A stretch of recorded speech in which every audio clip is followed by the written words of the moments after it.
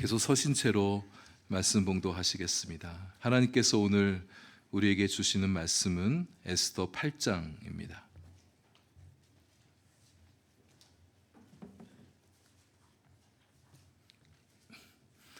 에스더 8장 구약성경 757면 말씀 봉독은 1절부터 8절까지 하겠습니다. 저와 여러분 한 절씩 교독합니다. 그날 아하수에로 왕이 유다인의 대적 하만의 집을 왕후 에스더에게 주니라. 에스더가 모르드게는 자기에게 어떻게 관계됨을 왕께 아뢰었으므로 모르드게가 왕 앞에 나오니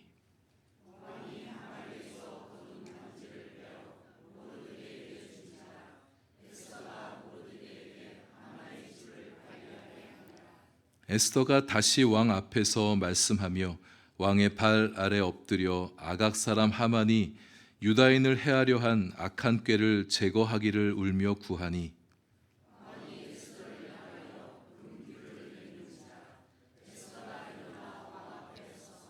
이르되 왕이 만일 즐거워하시며 내가 왕의 목전에 은혜를 입었고 또 왕이 이 일을 좋게 여기시며 나를 좋게 보실진대 조서를 내리사 아각 사람 함무다다의 아들 하만이 왕의 각 지방에 있는 유다인을 진멸하려고 꾀하고 쓴 조서를 철회하소서.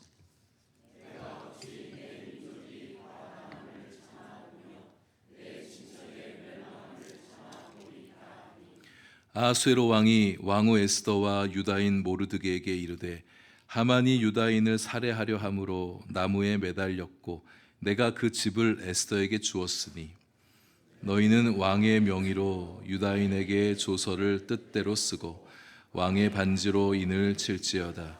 왕의 이름을 쓰고 왕의 반지로 인친 조서는 누구든지 철회할 수 없음이니라 하니라. 아멘. 기도하겠습니다.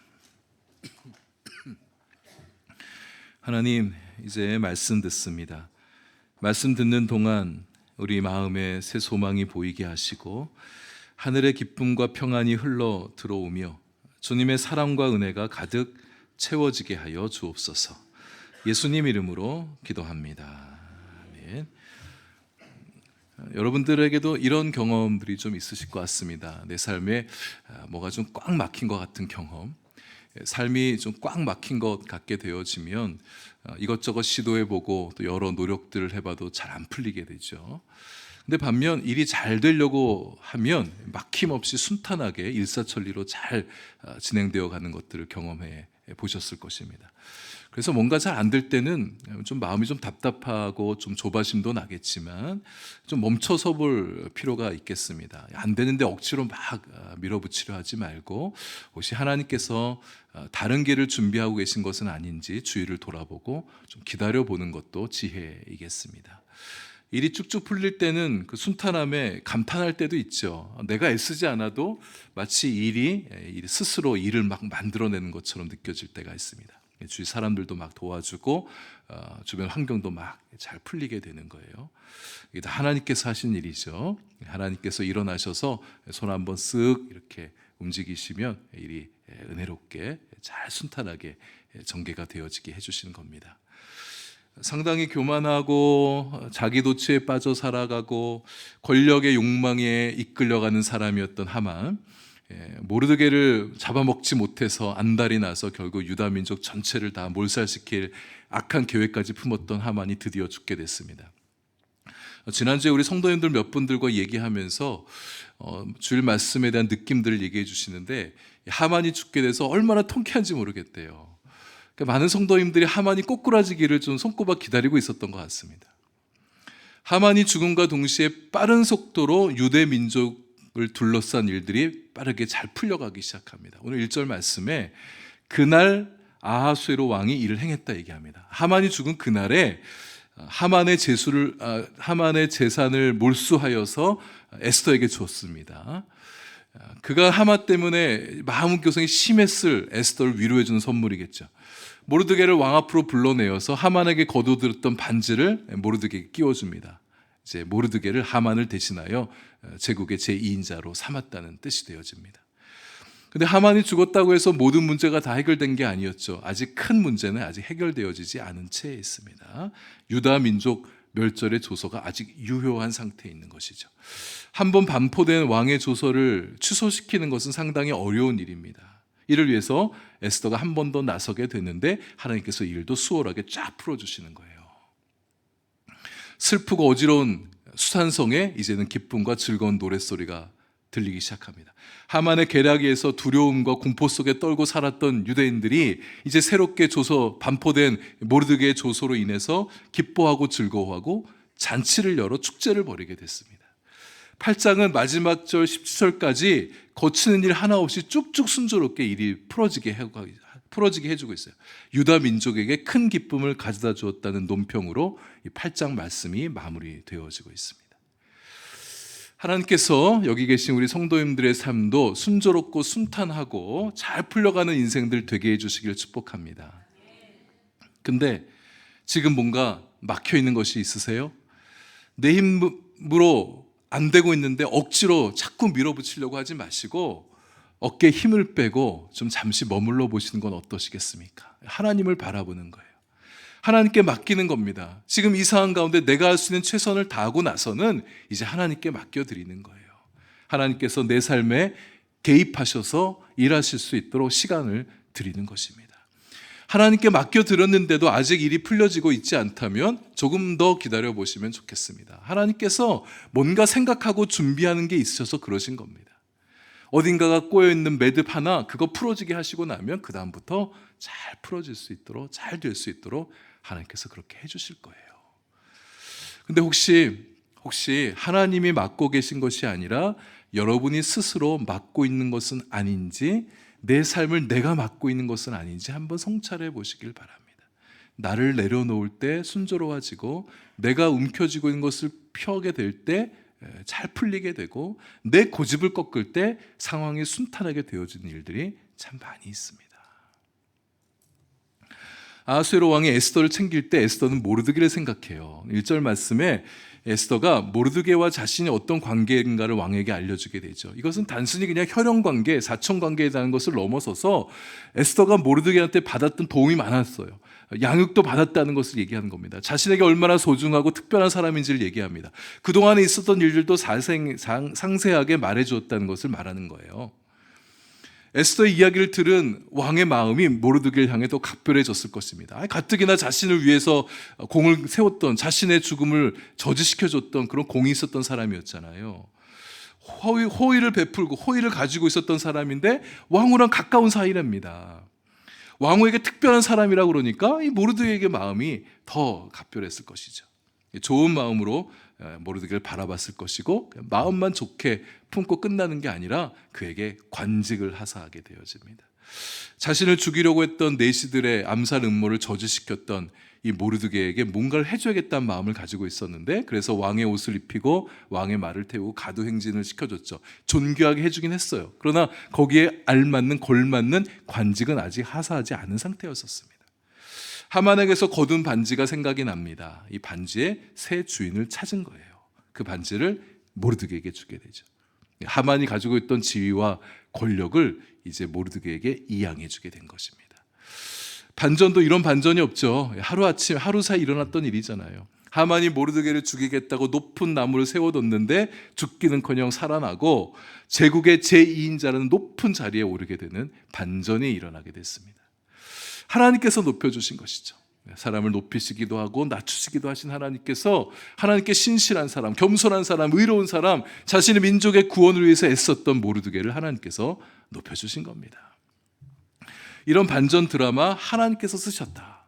여러분 소설이나 드라마 같은 것을 보게 되면 이 반전의 반전을 거듭하면서 이 작가의 상상력을 가지고 굉장히 재밌게 드라마 쓰고 소설 쓰는 것들을 보게 되어지는데 하나님이 쓰신 반전 드라마는 그보다 더 기가 막힌 거예요. 여러분의 인생도 반전 스토리가 분명히 있었을 것입니다. 앞으로도 있게 되어질 것입니다. 모르드게나 하만처럼 그렇게 드라마틱한 반전은 아닐지라도 하나님의 섭리 안에서 여러분의 인생을 맡기고 살아가는 여러분의 삶이라면 하나님께서 반드시 여러분의 삶에 선한 것들을 가져다 주실 거예요. 일이 잘 안 되다가도 일이 되게 하시고, 실패한 것 같은데 그 실패를 뒤집어 성공이 되게 하여 주시고, 다 잃어버린 것 같은데 다시 되찾아지게 하시고 새로운 선물을 가져다 주실 것입니다. 뜻밖의 선물, 뜻밖의 은혜, 뜻밖의 축복이 여러분의 삶에 새롭게 있어지게 될 거예요.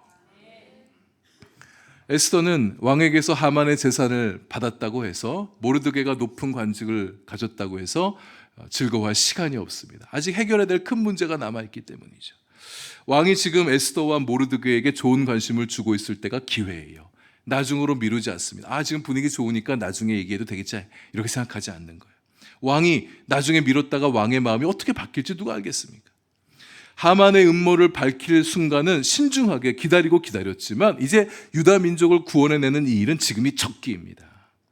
왕의 마음이 닫히면 유다 민족을 위한 이 중차대한 일을 다시 처음부터 새롭게 시작해야 될지도 몰라요. 다시 처음부터 준비하고 계획해야 될지도 모를 일입니다. 여러분, 우리 인생에도 기회가 옵니다. 기회를 놓치지 마시길 바랍니다. 근데 자신이 해야 될 사명이 무엇인지를 명확하게 자각하고 있는 사람은 지금 좀 기다려야 될 때인지, 지금 내가 움직여야 될 때인지 잘 분별할 수가 있어요. 근데 자신이 무엇을 해야 될지도 모르고 자기 자신에 대한 확신이 없는 사람은 우물쭈물하다가 자신에게 찾아온 기회를 놓쳐버리고 맙니다. 기회는 사명이 있고 비전이 있고 자신이 해야 될 일이 무엇인지를 명확하게 아는 사람에게 찾아옵니다. 에스더가 다시 왕 앞에 엎드리죠. 유다 민족을 해하려고 꾀했던 하만의 이 나쁜 꾀를 제거해 주세요, 간청합니다. 에스더가 울어요. 울면서 간구하죠. 눈물 흘리는 자를 긍휼히 여겨주시고 위로해 주신 우리 주님이십니다. 근데 에스더가 우는 게 자기를 위해서 우는 게 아니라 민족을 위해서 울고 있는 거예요. 그렇게 민족을 위해서, 다른 사람을 위해서 우는 자는 복이 있습니다. 애통하는 자는 복이 있나니 저가 위로를 받을 것이요, 우리 주님이 말씀하셨어요. 울며 간청하는 에스더의 모습을 본 왕이 그에게 금규를 내밀게 됩니다. 그의 소청을 또 들어주겠다는 그런 뜻이죠. 금규를 붙잡은 에스더가 이제 왕 앞에 일어서게 되어지는데, 일어나 섰다 이렇게 말하는데, 이 말은 그냥 이제 왕도 내게 금규를 내밀어 줬으니까 이제는 그만 더 엎드려 있을 필요가 없겠구나, 이제 일어나서 이제 얘기해야겠다, 그렇게 그냥 단순히 일어섰다는 것을 말하는 게 아니에요.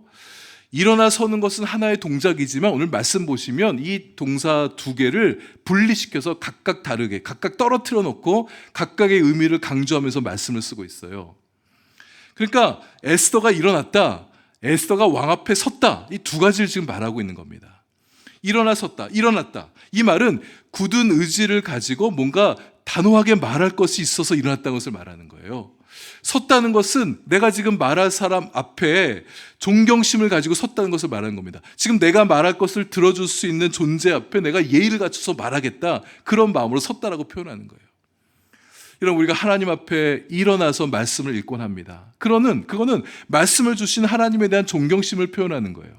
우리가 찬양할 때 일어서서 찬양합니다. 그것은 찬양에 내 믿음을 싣고 찬양의 가시대로 내가 그렇게 살겠다는 의지를 표명하기도 하는 겁니다. 우리가 기도할 때 일어서서 서서 기도할 수가 있습니다. 우리가 되게 앉아서 기도하고 때로는 무릎 꿇고 기도하기도 하고, 너무 피곤하고 지치면 누워서 기도할 수도 있겠죠. 근데 우리 마음이 간절하면, 내 기도를 들어주실 분 앞에 뭔가 간절하게 마음을 아뢰 것이 있으면 우리는 일어나서 기도할 수도 있는 거예요. 여러분, 일어나서 기도해 보십시오. 새벽 기도 시간이나 에스겔 기도의 시간에 제가 기도하다가 갑자기 막 일어나서 기도하는 모습 여러분 혹시 보시거든 깜짝 놀라지 마시고, 뭐 하시는 거야 목사님, 왜 저렇게 일어나셔서 왜 그러시지, 무슨 일이야, 이렇게 하지 마시고, 이상하게 여기지 마시고, 요즘 허리 좀 불편하다고 그런 것 같은데 허리가 힘들어서 서서 기도하려고 그러나, 그렇게 생각하지 마시고, 저분이 지금 뭔가 간절한 게 있구나, 하나님 앞에 좀 단호하게 뭔가 결단을 하려 하는구나, 좀 그렇게 생각하시고, 하나님 저 목사님의 기도 들어주세요, 이렇게 한마디 하시고 이렇게 중보기도 하시고 가시면 좋겠어요. 여러분, 개인적으로 일어나서 기도도 해보십시오. 사람들 많은 데서 남들 다 앉아있는데 혼자 일어나서 기도하는 거, 이거 대단한 용기가 있지 않으면 쉽지 않은 일입니다. 그러나 우리 마음 앞에 혼자 기도할 때, 교회 와서 기도하실 때나 집에서 홀로 기도하실 때, 앉아서 기도하다가도 좀 일어나서 좀 기도해 보십시오. 마음이 새로워지고 마음이 더 간절해지게 돼요. 하만이 전국에 있는 유대인들 진멸하라고 썼던 조서를 철회달라고 간청하죠. 내 친척이 멸망하게 됐는데, 내 동족이 망하게 됐는데 그 눈뜨고 어떻게 참아볼 수 있겠습니까? 에스더는 자신의 모든 것을 쏟아부으면서 지금 왕에게 간청하고 있는 거예요. 그 조서에는 어인이 찍혀 있단 말이에요. 왕명입니다. 이게 취하되어지지 않으면 유다 민족은 예정대로 그냥 다 몰살되어 버리고 마는 거예요. 가만히 있을 수가 없는 상황입니다. 유대 민족을 살리는 것은 물론 하나님이 하시는 일이죠. 모든 사람, 모든 민족, 모든 나라가 그분의 손에 있어요. 만물을 주관하신 하나님이세요. 인간의 생사화복도 그분의 손에 있어요. 어떤 민족이 부상하거나 쇠락하는 것도 다 주님의 뜻 안에 있습니다. 하나님이 하신 일이에요. 그래, 하나님이 하신 일이지. 그럼 우리는 가만히 있어도 되는가? 하나님께서 일하시는데 내가 그렇지 않습니다. 에스더처럼 자신이 할 수 있는 최선을 다하는 거예요. 에스더는 민족을 살리기 위해서 3일간 금식 기도합니다. 왕 앞에 담대하게 나아갈 수 있는 용기를 얻기 위해서 기도했습니다. 또 실제로 죽기를 각오하고 왕 앞에 나아갔어요. 하만 두려운 사람입니다. 페르시아 제국의 큰 권력을 가지고 있는 사람이에요. 왕과 하만을 잔치에 초대했지만 하만이 두렵다고 아무 말 하지 못하면 유대 민족의 구원을 위한 역사는 일어나지 않게 되어지는 거예요. 용기를 내서 하만이 잘못한 것을 왕에게 고발하는 거예요. 이제 하만이 죽었습니다. 이제는 하나님께서 나머지는 다 알아서 해주시겠지. 그 정도 선에서 내 할 일 다 했다. 이렇게 멈추지 않고 하만은 또 다시 왕에게 간청하는 겁니다. 용기를 냅니다. 온 마음을 쏟아서 왕에게 간구하는 거예요. 내가 하지 않으면 안 된다는 마음 가지고, 내가 모든 것 다 해결하겠다는 그런 교만한 마음이 아니라, 내가 일어나서 내가 최선을 다할 때 하나님께서 나의 최선을 이용하여 일하실 것이라고 믿고 자신이 할 일을 하는 거예요. 하나님께서는 종종 우리의 최선을 사용하여서 일이 되게 하신 분이십니다. 안 될 거라고 찌레 포기하고 미리 그만두고 시도하지 않으면 아무 일도 일어나지 않는 거예요. 각각 자리에서 자신이 해야 될 일을 해야 합니다. 각자 자신의 손의 최선으로 자신의 마음의 최선을 주님께 드릴 때 주님께서 나의 최선을 받으시고 하나님의 일을 만들어 내시는 겁니다. 우리 할 일 하고 나면 하나님께서 적절한 때에 적절한 방식으로 개입하셔서 일이 되게 하시는 거예요. 그때는 내가 할 수 있는 일보다 훨씬 더 놀라운 일들로 하나님께서 일을 만들어 내주시는 거죠. 아수에로 왕이 에스더와 모르드게에게 조서를 작성하여 반포하라고 그렇게 허락을 해주죠. 에스더는 이전 조서를 취하해달라고, 철회시켜달라고 간청했는데 하만에 의해서 먼저 반포된 조서를 취소시키는 일은 어려운 일입니다. 불가능한 일이에요. 그건 역시 왕의 어인을 찍어서 반포된 것이기 때문에 도저히 철회할 수가 없는 거예요. 철회는 불가능해요. 그렇지만 새로운 조서를 써서 반포하는 것은 왕의 허락하에 얼마든지 가능한 일이었습니다. 조서를 어떻게 작성할 것인가를 에스더와 모르드게에게 정권을 위임해 줍니다. 8절 보세요. 조서를 뜻대로 써라. 너희들 뜻대로 써라. 그들이 원하는 대로 조서를 쓸 수 있게 해줬어요. 그러니 사실상 유대인들 몰살을 철회하는 내용을 그 조서에 담을 수가 있는 거죠. 왕의 이름으로 반포된 그 어떤 조서도 철회시킬 수가 없는데 그 내용 안에 앞선 조서와 정반대의 내용을 써서 뒤집을 수 있게 한다? 이게 아이러니한 거죠. 페르시아 왕들의 조서 정책에 대해서 풍자하는 모습도 이 대목 안에 담겨 있는 거예요. 지도자의 권위는 한 번 했던 말을 돌이키지 않는 데서 세워지는 게 아닙니다. 근데 그렇게 생각하는 사람들이 있어요. 그게 권위 있는 일이라 생각해요. 잘못했는데 잘못했다고 말하는 것에 대해서 그렇게 말하고 나면 내 권위가 실추되어진다 생각하는 거예요. 지도자든 누구든 잘못한 게 있으면 마땅히 취소해야죠. 그게 잘하는 일이죠. 근데 쓸데없는 자존심 때문에 그건 권위가 실추되어진 일이라고 그렇게 생각해서 취소는 절대 하지 않으려는 거. 그게 오히려 우스운 일이죠. 미안하다고 말하고 취소시키면 깔끔하게 일이 되어지는 건데 이상한 방식으로 비비꼬면서 취소하고 싶지 않아요. 못하겠고 그 말은 차마 못하겠고 비비꼬면 그냥 다른 식으로 이렇게 새롭게 말하는 것 같지만 알고 보니까 이전 결정을 취소시키는 말하는 거. 빙빙 돌려다가 말하는. 뭐하러 그렇게 하십니까? 우리 그렇게 하지 마십시다. 잘못했다고 말한다고 권위가 실추되는 거 결코 아니에요. 번복하기를 너무 자주 하면 사실 그건 좀 성품의 문제가 될 수는 있겠지만 번복하고 잘못된 결정 번복하는 것을 부끄러워하지 마시길 바랍니다. 잘못된 결정이라면 빨리 취소하고 정정해야 공동체가 살고 나 자신도 살아가는 거죠. 공동체가 잘 되고 나도 잘 되게 되는 거죠. 에스더와 모르드게에 의해 새롭게 쓰여질 조서에도 역시 왕의 이름과 왕의 어인이 찍혀집니다. 누구도 처리할 수 없는 조서예요. 이래서 유대인들에게 살 길이 열리게 된 겁니다. 모르드게가 주관할 그 조서를 작성해요. 11절의 그 내용인데 그 내용을 보면 두 가지입니다. 하나는 유대인들이 자신의 생명을 보호하기 위해서 마음껏 모일 수 있도록 허락해 준다. 유대인을 미워하고 죽이려는 사람들로부터 생명이 위협당하지 않도록 법적 조치를 취해주는 그런 문항인 거죠. 근데 마음껏 모일 수 있도록 했다. 이건 말하자면 집회 결사의 자유를 줬다는 말이 되어질 텐데, 함께 모여서 자신들의 생명을 보호할 수 있는 대책을 마련할 수 있게 해줬다는 얘기입니다. 그래서 두 번째, 유대인들 치료하는 자들과 유대인을 치료하는 사람들의 그 처자들을 죽이고 도륙하고 진멸하고 재산을 탈취할 수 있도록 허락하는 내용도 그 조서 안에 담게 된 거예요. 유대인들을 미워하고 죽이려는 사람이 있다면 반격하고 막공격할 수 있도록 허락해주는 내용이 결정이 된 것이죠. 이전에 하만의 조서를 보고 쾌제를 부르면서 12월 13일 그날만 와라, 유대인들 몰살시킬 그날만 기다리고 있던 사람들이 이 새로운 조서를 보고서 벌벌 떨게 되었을 것입니다. 12월 13일 날 와봐라 하면서 막 유대인들, 옆에 사는 이웃집에 사는 유대인들 막 겁박하고 막 위해하고 두려움 떨게 했던 사람들이 이제 12월 13일을 두려워하는 거죠. 자기들이 도리어 당하게 생겼으니까. 9절 보시면 시완월 곧 3월 23일에 조서 작성위원들이 모이고 조서가 완성이 됐다고 그랬습니다. 근데 하만에 의해서 작성된 조서는 앞에 3장 12절에 보시면 첫째 달 13일이에요. 그러니까 약 2달 10일, 70일간의 간격이 있었죠. 70일 전에는 역졸들이 하만의 조서를 반포하겠다고 막 전국을 뛰어다니더니 이젠 70일 이후에 역졸들이 모르드게의 조서를 붙이겠다고 방방곡 뛰어다니게 있는 모습으로 바뀌게 된 거예요. 수산성을 비롯하여 각 지방 각 성읍의 분위기가 완전히 바뀌게 됐습니다. 전에 수산성에 하만의 조서가 반포되었을 땐 수산성이 어지러웠다고 그랬어요. 이제 모르드게의 새로운 조서가 반포되어지니까 수산성이 기뻐하고 즐거운 노래를 부르게 됐다고 얘기합니다. 하만의 조서를 받던 유대인들의 마음이 얼마나 두렵고 떨리고 고통스러웠겠습니까? 근데 이제 모르드게의 새로운 조서를 본 유대인들이 신이 나는 거예요. 각 성읍과 지방마다 새로운 조서가 도착하게 되었던 날, 그 조서를 보게 됐던 유대인들의 마음이 얼마나 가슴이 뛰고 얼마나 좋아서 감격의 눈물도 나고 서로 을싸안고 좋아하지 않았었을까? 가만히 있을 수 없어요. 잔치를 베풀고 그날을 명절로 삼았다고 그랬습니다. 아직 12월 13일 디데이가 오려면 9개월 정도 남았단 말이에요. 근데 아직 그날이 오지 않았지만 그들은 이미 기쁨의 날을 맞이하고 있어요.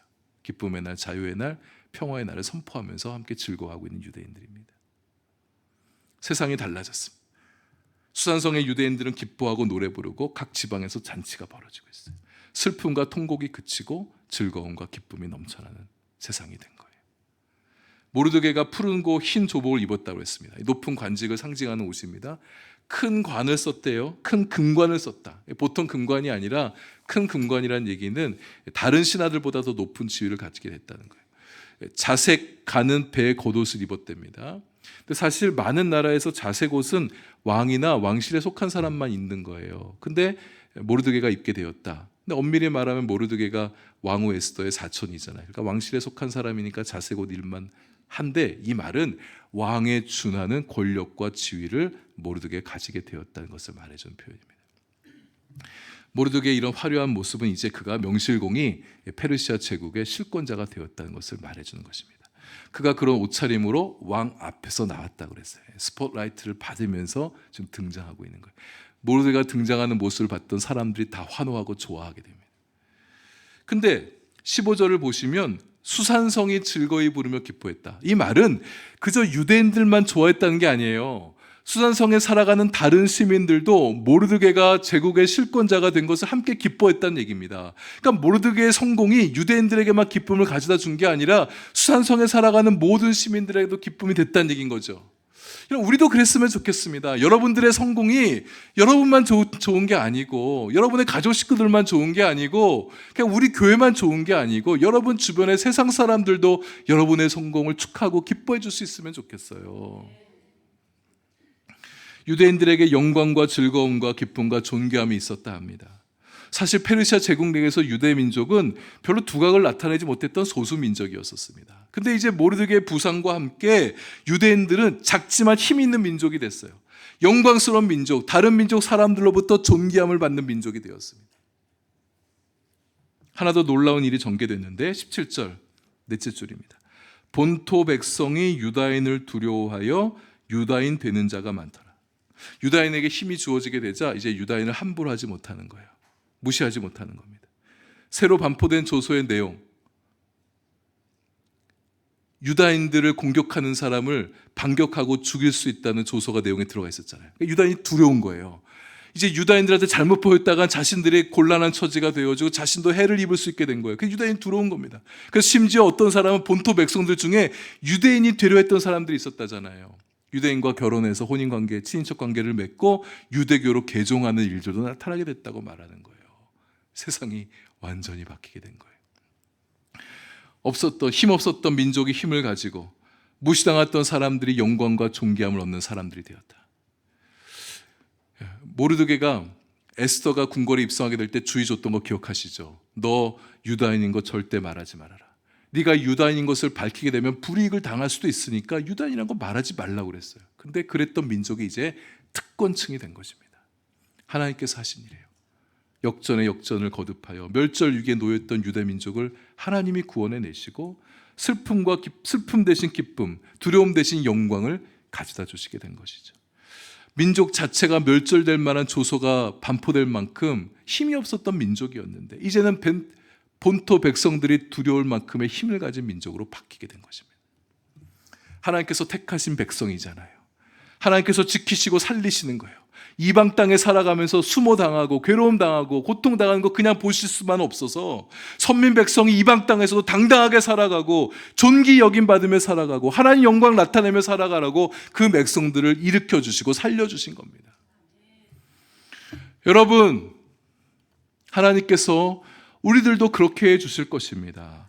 우리가 하나님께 택함 받은 자녀들이잖아요. 택함 받은 자녀들의 자존심을 하나님께서 지켜주실 것입니다. 세상에서 무시당하지 않고 도리어 당당하게 살아갈 수 있도록 해주시고 세상에 영향력 끼치며 살아갈 수 있도록 우리를 높은 곳에 세워주실 분 바로 우리 하나님이신 거예요. 하나님 믿는 우리에게 영광과 기쁨과 존귀함을 가져다 주실 분이 하나님이라고 말씀해 주십니다. 하나님께서 영광스러운 분이시니까 그분의 자녀된 우리들도 영광스럽게 해주시는 거예요. 세상에서 위축되지 않고 주눅들지 말고 즐겁고 기쁘게 살아가라고, 하나님의 자녀의 인생이 얼마나 기쁘고 복된 것인가를 세상 가운데 보여주라고 우리에게 기쁨과 즐거움을 주시는 것입니다. 하나님 존귀한 분이시잖아요. 그러니까 그분의 자녀된 우리들도 존귀함 받게 해주시는 거예요. 우리 비록 약하고 무명한 자 같지만 하나님께서 우리를 그렇게 세워주신다고. 세상이 우리를 무시할지라도 하나님께서 우리를 인정해 주시면 되는 겁니다. 하나님이 우리를 인정해 주시면 세상도 우리를 달리 보기 시작할 것입니다. 여러분, 지금 비록 어렵고 힘겨운 상황 가운데 놓여져 있다 할지라도 실망하거나 포기하지 마시길 바랍니다. 그냥 되는 대로 살지. 우리 하나님의 자녀된 인생들 결코 슬픔과 고통으로 인생 끝나게 하지 않으세요. 반드시 기쁨과 존귀를 가져다 주실 하나님이세요. 우리 인생에 새로운 이야기가 써지게 하실 하나님이세요. 우리 삶에 놀랍고 새로운 일을 가져다 주실 그 하나님을 기대하고 신뢰하고 믿으며 나아가는 우리가 될 수 있기를 바랍니다. 하나님께서 여러분의 삶에 놀라운 반전의 축복을 가져다 주시길 소망합니다. 영광과 즐거움과 기쁨이 존귀함이 여러분의 삶에 넘치게 하시길 바랍니다. 여러분 가운데 또 여러분의 자녀들 가운데 혹 모르드게와 같이 그렇게 세상 가운데 우뚝 서는 사람도 나오게 하시길 바랍니다. 그리고 마치 유대교로 개종하는 사람들이 페르시아 백성들 가운데 나타났던 것처럼 우리의 모습을 보고 세상 사람들이, 안 믿는 사람들이 나도 하나님 좀 알고 싶다고, 하나님 궁금하다고, 하나님 믿고 싶다고 교회 안으로 들어오게 되는 일들이 우리를 통해서 나타나게 되시길 바랍니다.